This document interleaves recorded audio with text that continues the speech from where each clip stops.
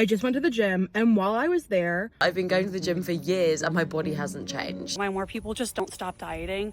I'm a plus-size fitness instructor. Buckle up. We're going to break down 4 clips one by one and talk about what's really going on behind the body positivity slogans.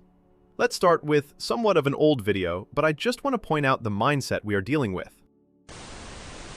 welcome to FaceTime for the Fats, a series where I, a fat, talk about things that only plus-size people will understand. So, you proudly announced that you're fat, and that you're going to speak for things only plus-size people understand. Right here, you've already made fatness into an identity. Not a condition you could change, not something tied to lifestyle or health choices, but a badge of honor. That's the fat acceptance movement in a nutshell, treating a self-inflicted problem like a social category. You don't hear smokers calling themselves nicotine Americans and demanding everyone understand their struggles when they wheeze up a flight of stairs. But let's see what she has to say. I just went to the gym, and while I was there, I was finally able to verbally articulate a feeling that I have felt in spaces just with other humans around in general, especially ones that include movement, for the first time in my life. So today was a lifting day. I was doing some deadlifts, and I noticed myself being very on edge in the sense where I felt myself building up a wall around me emotionally. And my eyes were on other people like a hawk, making sure they weren't looking at me. And that if they were, I would be on the defense already, being like, you can't touch me. I already see you, sort of thing. Doing deadlifts at the gym is great, right? You're actually moving your body, working towards something better. But instead of focusing on your form and progress, you're obsessing over imaginary judgment. You build up this whole narrative where the entire gym is supposedly staring at you, but nobody cares. But you've convinced yourself you're the star of some tragic movie where everyone's secretly against you. That's paranoia. So this defensive mindset you describe, scanning the room like a hawk, waiting for someone to look at you, it's proof of insecurity. You played the victim in your head. This is where the fat acceptance narrative falls apart. People scream about systemic fat phobia while simultaneously admitting that most of their negative experiences exist entirely in their imagination. If you're creating the problem in your mind, then maybe the issue isn't society. Maybe the issue is your unwillingness to accept reality. You can't touch me. I already see you, sort of thing. And I had to stop myself, and I was like, what are we doing this for? Where is this coming from? Because not a single soul was looking at me, not one. Everyone was minding their own business, which is honestly why I like the gym that I go to, because everyone truly does mind their own goddamn business. And I had to be so gentle with myself in that moment, because I was like, Deanna, you have been subjected to stares, to laughs, to mockery of your body, and if not your body, the body of someone else who looks similar to you, for your entire fucking life. So you start blaming your past. Life isn't a safe space, and the world doesn't revolve around making sure your feelings are never hurt. Everyone gets mocked for something. Short people, bald people, skinny people, disabled people. The difference is, most of them don't build an entire movement around demanding praise for their condition. That acceptance tells you to dwell on your pain instead of fixing the underlying issue, which, in this case, is your weight. Of course it makes sense when you're doing something that, especially for someone in a larger body, can be very vulnerable, such as going to the gym, that you're gonna be on guard, fight or flight, trying to protect yourself, even when in the moment there isn't really a threat. And once again, these boys, the people around me, they were not doing a thing. They were just working out. And so all of this to say, this was a wonderful reminder for me that while, yes, it is important to have a sense of self that keeps you safe and secure from genuine, real fatphobic threats, it's also equally as important to recognize that you have been through so much already. And if you are still fat, that you probably continue to go through things like this at one point or another. And that in the long run, you're not doing yourself any favors by sitting and stewing in that place of hypervigilance. This is good advice. But hypervigilance as self-protection, Protecting yourself from what? Ghosts? Shadows? That acceptance always tells you that you're a warrior, constantly under attack. And I'll be the first one to say that is so much easier said than done, because look what I just told you. It happened to me today. Not to mention other factors that play into trauma and whatnot. There's a lot of nuance that can't be discussed right here in one little TikTok. But you are so worthy of being able to let your guard down. You are worthy of moving through the world with ease. And you are worthy of peace. Just as you are. Then comes the inspirational speech. You tell yourself and your audience that they're worthy of peace, worthy of existing as they are. Nobody said you weren't. So in the end, this whole video is a perfect example of how fat acceptance turns self-imposed problems into fake oppression. If you really want peace, stop obsessing over who might be looking at you and start looking at your health results. That's where the real fight is. Yes, my therapist told me if you don't have a positive experience with movement before age 11, you will always feel anxious during. Most people at the gym, if they notice you at all, will be rooting you on for working out. I barely even leave my house anymore because of it. Food is DoorDashed. Groceries are delivered. I'm so tired of feeling judged.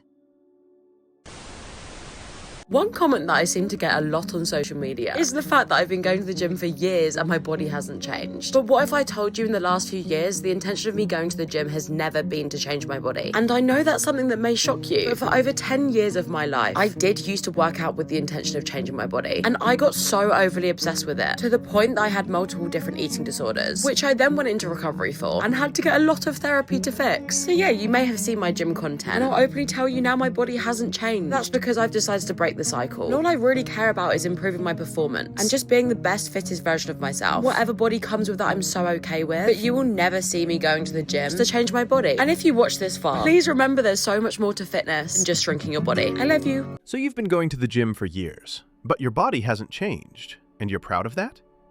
Look, I'm still failing math, but hey, at least I enjoy the classroom. Here's the reality you're dodging.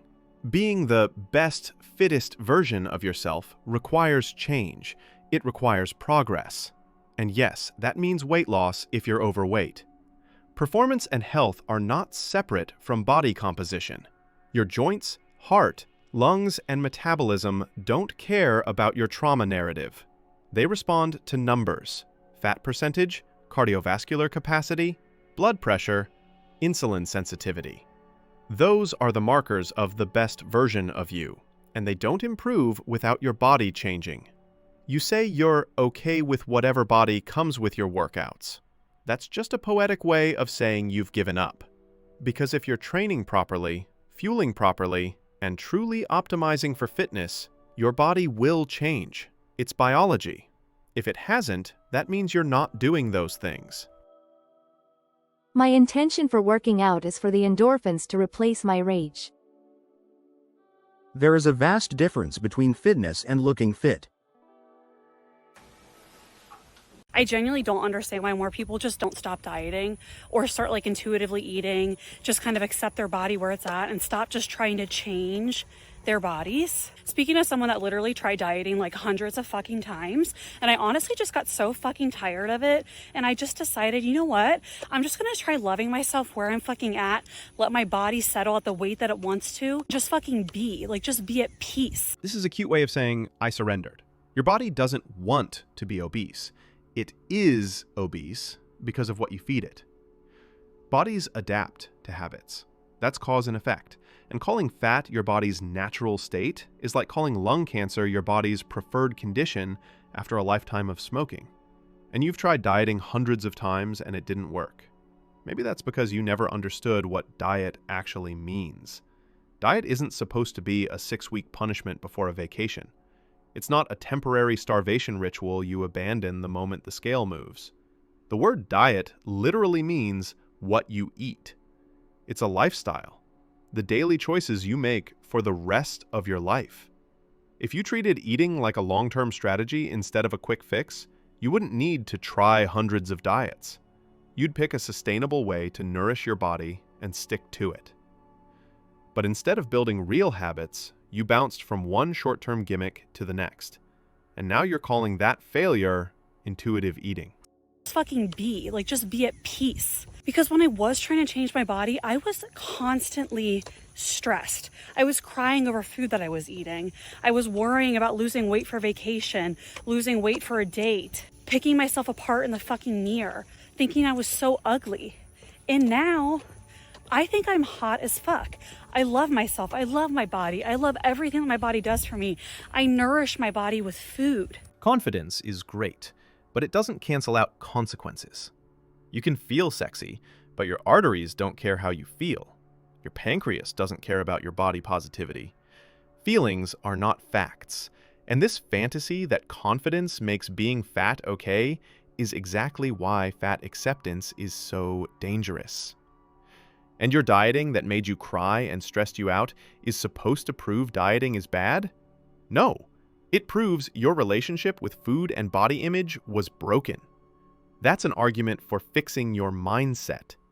Millions of people manage to maintain a healthy weight without tears and breakdowns. The solution to unhealthy obsession isn't swinging to the other extreme. I never looked at food as fuel, and now I do that. And I'm just not trying to change the way that I fucking look. And I genuinely, I cannot wrap my mind around why people are just constantly in a state of trying to change their fucking bodies. I was talking about being 200 pounds and accepting where I was at, and I had a woman comment on my video and say I should try fucking fasting for 3 days because the weight will just fall off. No shit, bitch, you're not eating and you're losing water weight, but I don't fucking want that. I just don't miss either just constantly being in that restless state where I'm not happy where I'm at. And now I am. And I wouldn't trade this for anything. The fasting comment you mention is telling. You mock her for pointing out that not eating will cause weight loss, as if that's a bad thing. Fasting also has many different benefits for your health. So the real problem here is that you equate peace with giving up. You weren't happy when you were trying to change, so now you've convinced yourself that not changing is the answer. And no, people shouldn't stop trying to change their bodies, because change is how we grow. And when it comes to obesity, change is how you stay alive long enough to enjoy the body you claim to love. Because if I intuitively eat, I'm 100 pounds overweight. I have an ed. It's not peaceful, lol. Counted calories. Had a total crash out but didn't give up. You will be in mental pain for about a month or two, but if you get over that, dieting is easy. Lost 25 pounds now and it's easy now. Super happy. I'm Rhiannon. I'm a plus-size fitness instructor kind of outside of my normal job. And the reason I started becoming a fitness instructor was because in the plus-size space, it's so hard to be represented when it comes to fitness classes. And you always feel that little bit of awkwardness going into the gym and starting a new class and everyone looks amazing. So really, the whole point of me kind of doing the classes was to open it up to everyone to feel super inspired, super comfortable in doing anything that they want to do. I'm stupid, I go wrong, I'm a normal person. And I think that really relates to a lot of people that come to my classes, I'm sure. Yeah, cool, good. And then obviously I found J-Lux, whose mission is very much the same, representing every kind of body shape and making us feel amazing. So I think the whole idea here is backwards. You don't need to be fat to make fat people feel welcome in a gym. You don't need a doctor with lung cancer so smokers feel comfortable in a hospital. Fitness instructors are supposed to lead by example. The goal isn't to feel comfortable staying the same. I think you're trying to redesign the environment so nobody ever feels challenged. Then there's the part where you describe yourself as stupid so that people can relate to you. Do you hear yourself? You're literally lowering the bar and calling it inclusivity. You basically called them stupid. And people don't need instructors to mirror their weaknesses. They need instructors to model their potential. This obsession with representation in fitness is part of the reason obesity keeps climbing.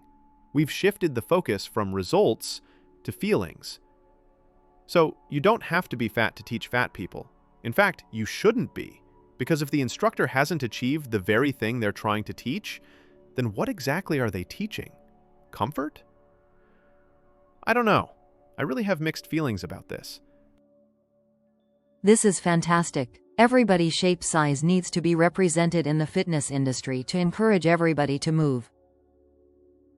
Hi, I'm really interested in starting the journey to becoming a plus-size personal trainer or coach. What courses would you recommend? So, loving yourself and improving yourself are not enemies. In fact, they go hand in hand. If you eat too much, move too little, and stay in denial, the consequences are inevitable.